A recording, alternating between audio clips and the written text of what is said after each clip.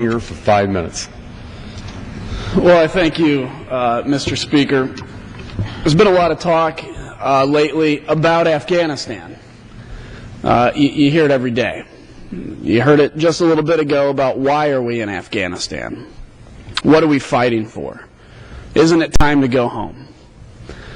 And I've got to tell you, the easy thing to do is to stand up and say, let's just declare victory and let's leave. And then whatever happens after we're gone, it's not our fault anymore. It's not our problem. That's the easy thing to do.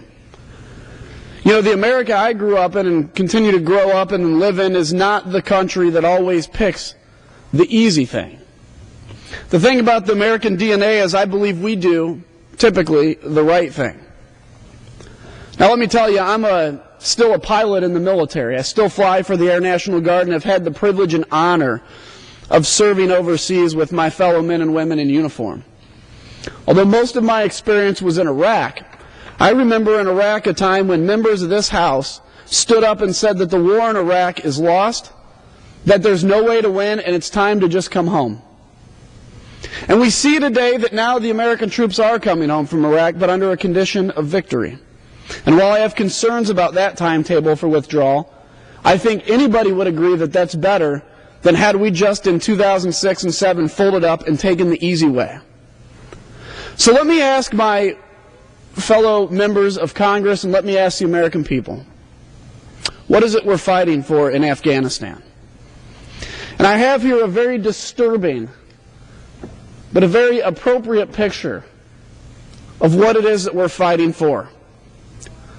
The young girl you see on the top, her name is Bibi. Bibi is 17 years old. When Bibi was 12 years old, she was sold to somebody basically as a slave as a result of a member of her family committing a crime and selling her as reparations for that crime.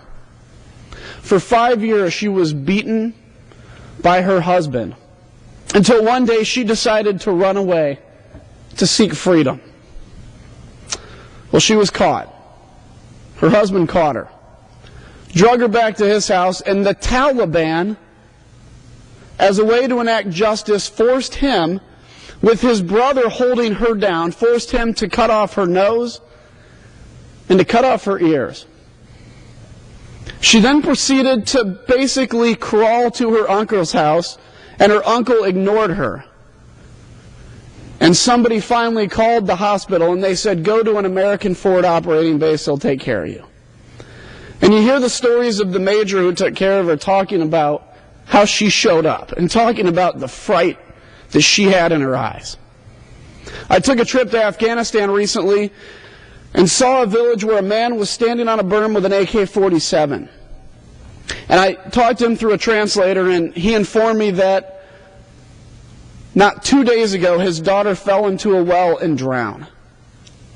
But yet he still believes that his village needs protecting.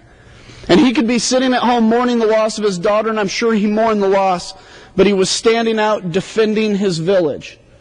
Because he wants what Americans want, what anybody around the world wants. They want security. They want to be able to raise their family. Bibi just wants to live her life without being beaten and sold into slavery. Today, because of the American presence in Afghanistan and those of our coalition partners, you see the picture at the bottom of this, the best part of this picture, and that is girls in school learning to read and write, learning that there's a world out there, learning that despite where they were raised and born, they too can have some of the freedoms and some of the privileges that folks in the rest of the world, and especially in the United States, have. So let me say this. It is so easy to stand up and say this is not worth it. But I'm going to tell you, the second verse of the Star-Spangled Banner has a line that says, "Oh, conquer we must, when our cause, it is just." Ladies and gentlemen, what we're doing in Afghanistan is not extending an empire. It's bringing freedom to millions of people, taking out jihadists that would believe that they would kill people simply because you believe differently than them. And we are standing up for freedom around the globe. The greatest disinfectant to terrorism is freedom. Ladies and gentlemen, the fight in Afghanistan, though difficult, is worth it. And I commend today and stand up and say God bless you to those that have gone over there and put on the uniform. And I say thank you for your service to your country. The fight is worth it. And I yield back. The gentleman yields back.